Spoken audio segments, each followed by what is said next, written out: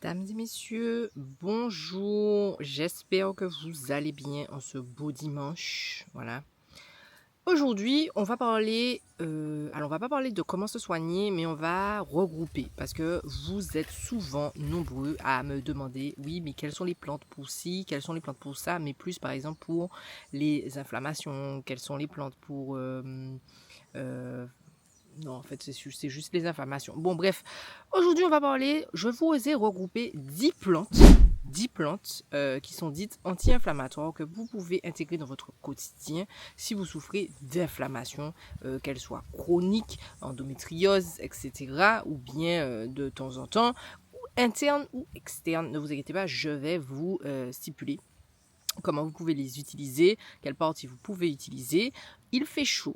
D'accord, je tiens déjà à vous le dire, il fait chaud. Nous ne sommes pas partis pour un TGV aujourd'hui, je n'espère pas. Je vais quand même essayer de faire les choses concisement, vous avez compris. Mais il fait chaud. Donc je ne vais pas aller me balader dans la Pampa Blanca. Comme vous voyez, c'est tout cramé derrière moi, parce qu'il fait chaud. Je vais vous mettre les plantes juste ici, les photos. Et vous aurez le lien, soit là, soit en bas, pour pouvoir dans la description. Allez lire la description, s'il vous plaît. Moi, ça fait longtemps. Oui. Non!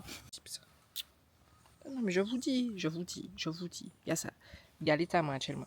Que c'est pas les poules, c'est le chien. Bref, excusez-moi. Je vais m'arranger parce que là, je ressemble à Jack Sparrow. Donnez-moi 5 minutes. Je vous disais, avant de me faire agresser, là, je vous invite à aller voir la barre de description. Vous allez avoir plus d'informations sur les plantes et vous allez avoir les liens vers chaque vidéo si vous voulez en savoir plus sur les plantes que je vais vous nommer aujourd'hui. Oui, parce que je ne vais pas rentrer dans les détails de chaque plante. Elles ont déjà été toutes abordées en vidéo individuelle. Donc, je vous invite à aller voir ces vidéos individuelles et ne pas me laisser des commentaires désobligeants sur le fait que je ne prends pas assez de temps sur les plantes. On en a déjà parlé. Je ne vais pas vous refaire 10 000 vidéos sur les mêmes plantes 10 000 fois. S'il vous plaît, allez regarder la description. Merci. Plus tardé, on passe à la première plante. Et la première plante, c'est l'arada. D'accord, ou nec d'ouvent. Oui, nec d'ouvent. Et je suis fatiguée, les gars. Désolé. Je vous mets à quoi ça ressemble. Vous avez la vidéo juste là si vous voulez en savoir plus sur cette plante. C'est une plante qui a beaucoup été mise en avant pendant la période du Covid avec l'herbe à pic. Pourquoi? Parce que elle contient un anti-inflammatoire très puissant. Apparemment, elle contient des flavonoïdes, bon vous savez déjà, et du sulfure, des choses sulfureuses qui vont inhiber, en tout cas qui vont stopper les problématiques anti-inflammatoires. Bref, si vous cherchez des plantes anti-inflammatoires, mettez l'arada dans votre liste. C'est très bon pour les problèmes les inflammations quelconques. Ça peut être l'inflammation des gencives, les inflammations des dents. Elle est antibactérienne. C'est une plante qui est assez polyvalente, comme on a déjà vu. Comme je vous dis, je vous invite à aller voir en barre de description ou ici, si vous voulez en savoir plus. Comment on l'utilise? On va aller droit au but. Quand vous l'arrachez, je suppose que vous avez déjà vu qu'elle a une odeur d'ail. En fait, c'est très fort, ça pue. Ça me fait même mal aux yeux à force. Alors vous pouvez soit utiliser la racine, soit utiliser les feuilles. Si vous utilisez les feuilles, vous pouvez écraser ça pareil avec la racine et mettre ça sous forme de cataplasme pour les douleurs musculaires et articulaires. Donc c'est des inflammations, voilà, en plus en externe. Mais vous pouvez aussi boire une infusion, une décoction des feuilles en interne pour les problématiques que vous pouvez avoir, que ça soit, bon là on n'est pas forcément sur l'inflammation, mais que ça soit les états grippales, les états grippaux, le Covid, etc. Et pour les problématiques inflammation, comme on a vu, de la bouche, des gencives, etc., vous pouvez faire des bains de bouche. Alors, soit vous prenez la racine, vous faites une décoction et vous buvez ça, soit vous prenez les feuilles, vous faites une décoction et vous buvez ça. Quand je dis vous buvez, vous n'avalez pas, vous rincez, pardon.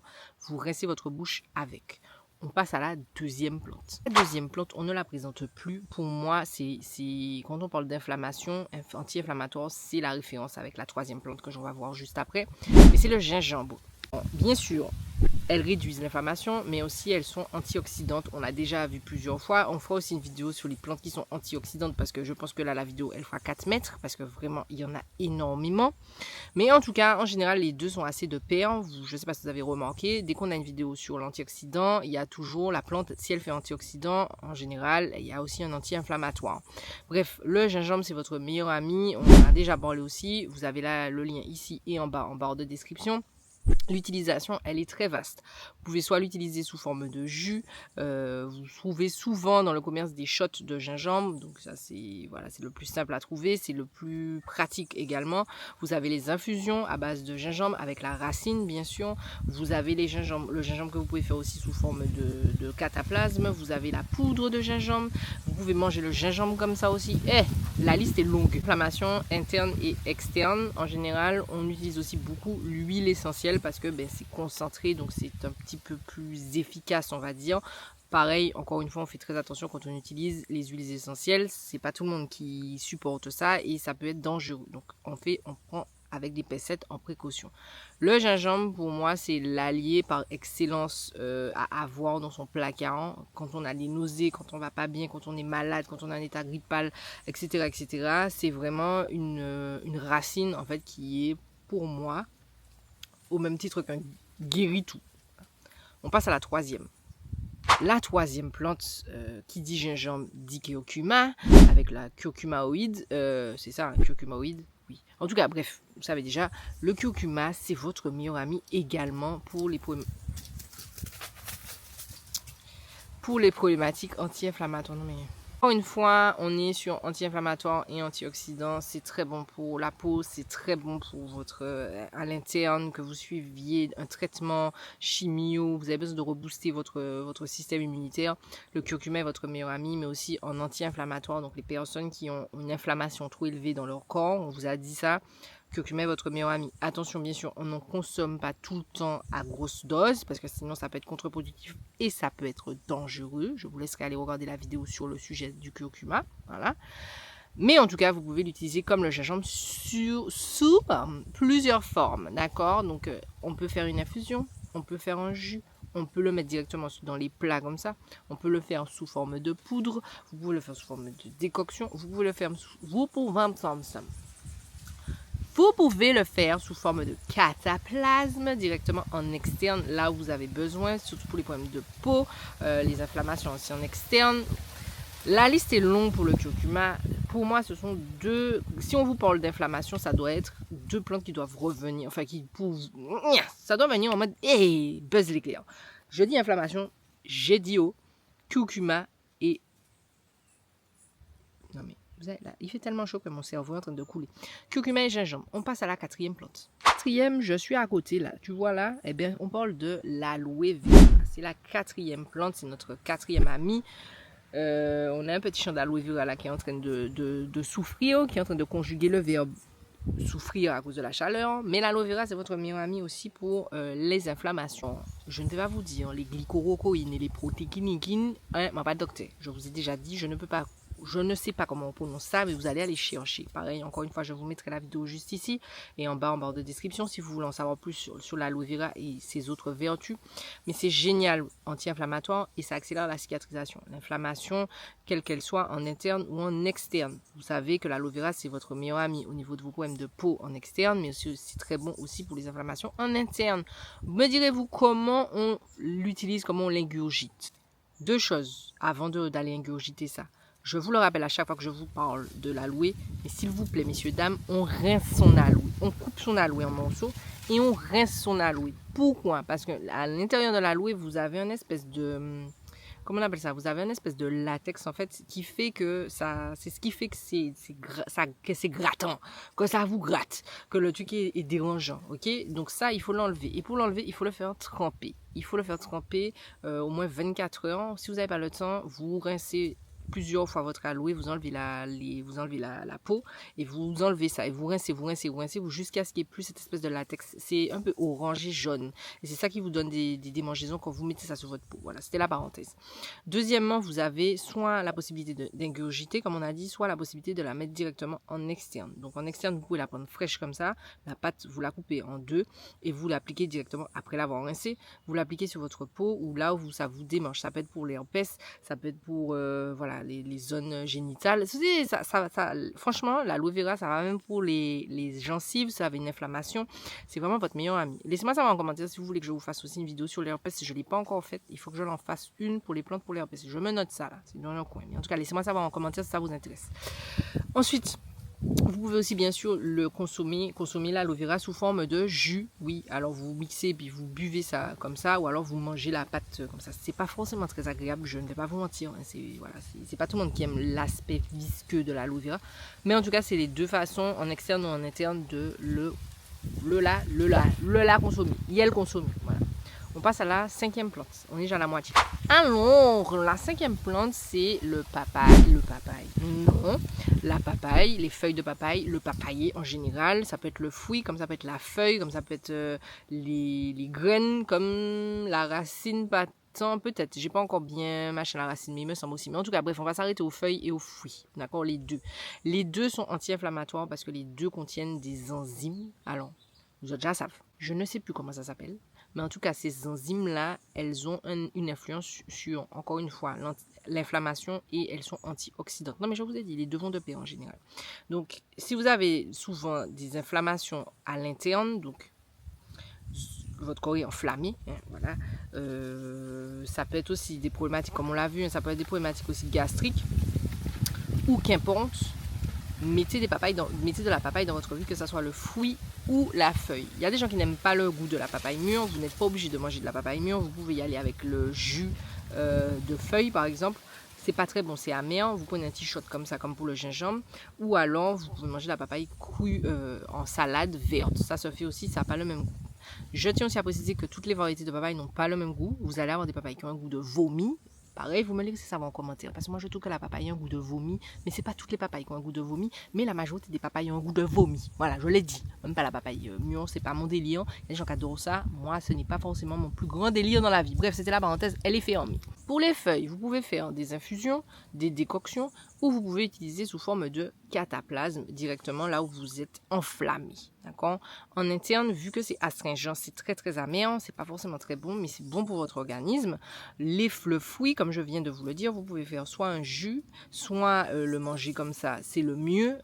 Dans tous les choix que vous avez, franchement, si vous pouvez manger les fruits comme ça à même, c'est le mieux, c'est la meilleure des solutions.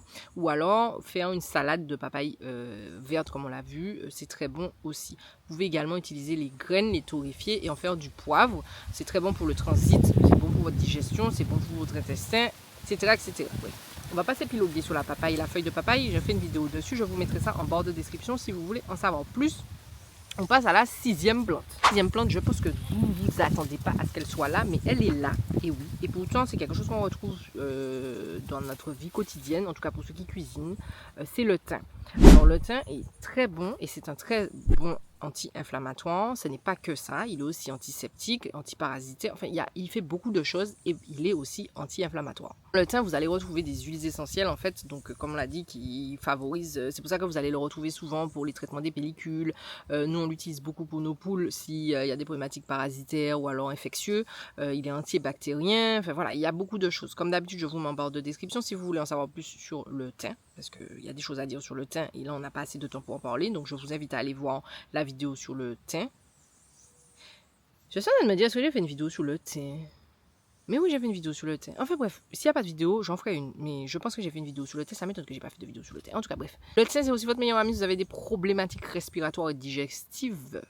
Voilà, les gens qui ont du mal, là, qui toussent, qui font des que-hum. Le thym, c'est votre meilleur ami. Vous me direz comment on l'utilise. Vous avez pareil, plusieurs façons. Infusion, décoction, interne, externe. Vous pouvez faire des eaux de rinçage, par exemple, pour le cuir chevelu. Vous pouvez faire des infusions à boire et vous pouvez aussi utiliser les huiles essentielles. Alors encore une fois, je vous le dis, je vous le répète, faites attention avec l'huile essentielle. Allez voir un professionnel pour ça. N'allez pas vous automédicamenter. Je crois que c'est ça. Bref, au cas où, ça peut être dangereux. Mais l'huile essentielle, c'est vraiment, il n'y a pas besoin d'en mettre beaucoup et c'est assez efficace. Voilà. On passe à la 7e plante. 7e plante, c'est notre super aliment, le moringa. Le moringa, franchement, si vous n'en avez pas encore planté dans votre jardin, les fourmis sont en train de me harceler là. Si vous n'avez pas encore planté du moringa dans votre jardin, qu'attendez-vous? C'est le moment, ça pousse super bien, surtout sous nos latitudes. Si vous avez un pied de moringa qui vous regarde dans le jardin, vous ne savez pas quoi en faire, faites des choses avec. C'est un très bon anti-inflammatoire, antioxydant, super aliment, on en a déjà parlé. Vous allez aller voir ça en barre de description. Et le moringa, pendant un moment, c'était à la mode, c'était waouh, waouh, waouh. Voilà. Donc le moringa, normalement, vous êtes censé en savoir un petit peu, un minimum dessus. Mais là, maintenant, vous savez que c'est anti-inflammatoire. Donc, comment vous allez l'utiliser, me direz-vous? Vous n'avez pas vu la vidéo sur le moringa. Vous avez différentes façons là aussi. Vous pouvez le manger comme ça, ok, cru comme ça, directement. Vous pouvez le faire sécher et le saupoudrer sous vos plats. Vous pouvez l'utiliser sous forme d'infusion, de décoction. Enfin voilà, vous l'utilisez sous forme de tisane en fait, que vous pouvez boire. Vous pouvez faire un jus également, des smoothies, des jus, et c'est pas mal ça. C'est pas mal ça déjà. Vous pouvez faire des cataplasmes en externe si vous voulez, mais on l'utilise plus vraiment en interne qu'en externe. Comme je vous dis, le moringa, on va pas non plus trop s'épiloguer là-dessus parce que le moringa, ils déjà savent. Mais si vous avez du moringa et que vous avez de l'inflammation dans votre corps, pensez, il réflexe un petit smoothie, un petit jus, une petite tisane, un petit saupoudrage sur le repas, ça peut toujours aider. On passe à la 8e plante. La 8e plante, elle est juste en face de moi. Attendez. Ouais, elle est là comme ça. C'est l'arbre qui est là. Pas besoin d'aller bien loin. Et bien la 8e plante, c'est le nem, ou nim, ou velpélé, ou vépélé. Bon, en tout cas, vous avez compris. C'est cette plante-là. Le nem, c'est votre meilleur ami. C'est aussi au même titre. En fait, c'est l'arbre qui, de tous les maux pour moi, ça couvre tellement de problématiques que c'est impressionnant. Il est antifongique, antibactérien, anti-inflammatoire, ça. Bref, il y a du anti dedans. Là, ce qui nous intéresse aujourd'hui, c'est l'anti-inflammatoire. Il couvre aussi pas mal de maladies, que ce soit l'hypertension, le diabète, les problématiques fongiques, les gens qui ont des champignons, des problématiques de digestion. La liste, elle est très très longue. Elle est très longue. Donc je vous invite à aller voir encore une fois en barre de description si vous voulez en savoir plus sur le nem, la vidéo focus sur cette plante. On n'est pas là pour ça aujourd'hui. Je vais juste repasser sur comment on l'utilise. Prioritairement, quand vous voulez utiliser le nem, vous avez deux grandes options, on va dire. La première, c'est sous forme d'huile. C'est ce qui revient le plus souvent. On va vous dire d'utiliser de l'huile de nem. Donc, c'est à base des feuilles ou à base des graines. Les deux sont assez puissants. En général, vous allez beaucoup retrouver à base des graines. Mais vous pouvez aussi retrouver de l'huile au niveau des feuilles, en fait. C'est très bon pour les problématiques fongiques. Je vous le répète, si vous avez des champignons, ayez le réflexe de l'huile. Ça va être plutôt en externe. Vous allez retrouver le nem sous forme d'infusion, avec les feuilles comme ça que vous faites infuser ou en décoction, c'est vous qui voyez. Et vous pouvez aussi le faire en mode à l'externe, si vous avez envie de faire un cataplasme avec les feuilles, ou alors de faire une infusion décoction avec les feuilles et de vous rincer. Voilà. Ce sont les grandes lignes de comment il peut être utilisé. En général, on ne le mange pas comme ça. Ce n'est pas un condiment qu'on va... Enfin, c'est pas comme le moringa qu'on peut le manger comme ça. Le nem, c'est pas le délire. C'est vraiment pris comme un médicament à part entière. Enfin, quelque chose de médical à part entière.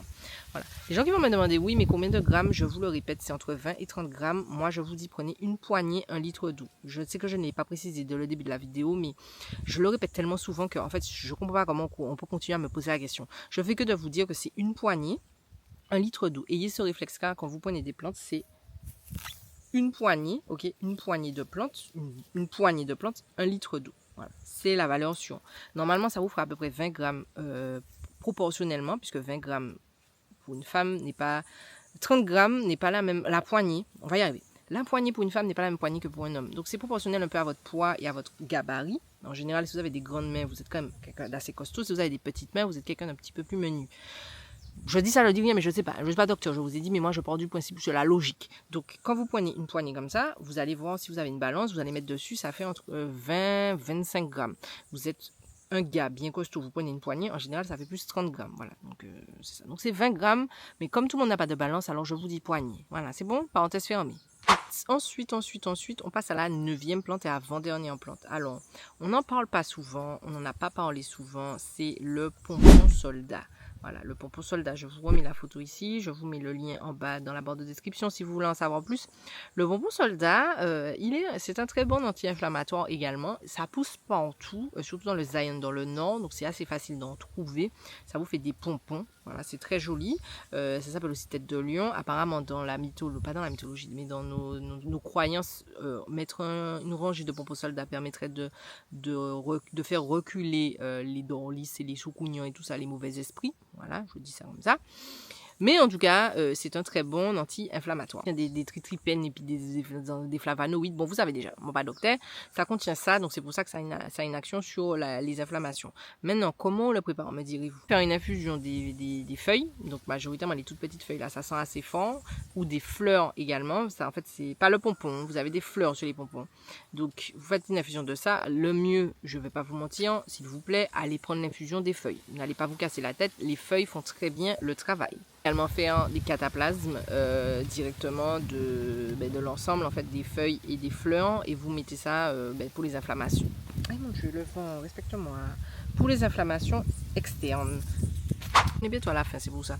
On est à la 10e et dernière plante. La 10e et dernière plante, c'est le guéritou. Alors le guéritou, on en a déjà parlé concernant notre huile apaisante qu'on utilise en fait avec la consoude, donc qui est un le guéritou, je parle, est un anti-inflammatoire très puissant, ok, et il est très bon pour tout ce qui est les fractures, les douleurs musculaires articulaires, que ce soit en interne ou en externe. Nous, on l'utilise pour l'externe avec l'huile. Donc, si vous n'avez pas encore vu de quoi je parle, je vous remets ça ici. C'est notre huile apaisante, elle est expédiable dans le monde entier, ok. C'est bon si vous avez des douleurs musculaires articulaires, myalgie, c'est le moment pub, hein, myalgie, toute problématique, fracture, entorse, tout ça, je vous mets le lien si vous voulez en commander dans la barre de description. Oui, barre de description, ou sinon c'est directement sur lesjardinini.com, c'est sur la première page. Voilà, je ferme ma parenthèse sur l'huile, mais en tout cas, le guéritou c'est votre meilleur ami aussi si vous cherchez une plante qui est anti-inflammatoire en externe comme en interne. Il contient des flavonoïdes, des flavonoïdes, des thinavonoïdes, du tanin, enfin bref, donc c'est pour ça qu'elle a une action anti-inflammatoire, ok. Comment on l'utilise? Vous avez, comme je vous l'ai dit, deux façons de faire. C'est soit vous l'utilisez directement en interne, donc ça va être sous forme d'infusion, de décoction, voilà, vous le buvez 20 grammes, 1 litre d'eau, poignée 1 litre d'eau, ou alors sous forme de cataplasme, ou directement, comme on l'a vu, en macérat huileux. Donc ça peut être macérat huileux avec de l'huile de coco, ça peut être de l'huile d'olive, de l'huile d'amande douce, c'est vous qui voyez. Mais vous pouvez faire ça aussi sous forme de macérat. Comme d'habitude, je vous remets les liens, je vous le redis, je pense que je vous l'ai dit 10 fois là, mais je vous invite vraiment à aller voir les liens en barre de description pour pouvoir avoir les informations pour chaque plante, parce que chaque plante, on a déjà pris le temps de vraiment bien aller les analyser en profondeur. Voilà. Donc, vous n'avez plus d'excuses, vous pouvez aller voir en profondeur ce qui a déjà été dit, ce qui a déjà été fait. Maintenant, je pense qu'on a fait le tour. Laissez-moi savoir si vous voulez en savoir plus. Il y a d'autres plantes. Là, je vous en ai fait 10. Mais les gars, la liste, elle est longue. Il y en a d'autres. La majorité des plantes qui vont être comme on l'a vu, antioxydantes vont avoir un impact sur l'inflammation. Vous avez aussi des aliments qui sont dans l'inflammation. Est-ce que j'ai fait... Oui, pardon. Je dois me demander, est-ce que j'ai fait 10? Oui, j'ai fait 10. Mon cerveau part. En tout cas, bref, je vais arrêter de m'épiloguer parce que je pense que la vidéo est déjà assez longue. Comme d'habitude, petit pouce, petit partage, petit commentaire. Laissez-moi savoir quelle plante anti-inflammatoire vous utilisez. Laissez-nous savoir en barre de description. Je vous ai déjà dit, on est sur le partage ici. On est sur le partage. Voilà. Laissez-moi savoir si vous voulez justement avoir une vidéo sur l'herpès. Est-ce que ça vous intéresse? Herpès, c'est quoi? Herpès 1, herpès 2, il y a génital et labial. Je crois que c'est les deux. Et puis il y a... En tout cas, je ferai des recherches un petit peu plus poussées pour vous faire une bonne vidéo sur le sujet. Voilà. Et puis voilà, j'ai envie de vous dire, passez un bon dimanche. Puis on se retrouve la semaine prochaine.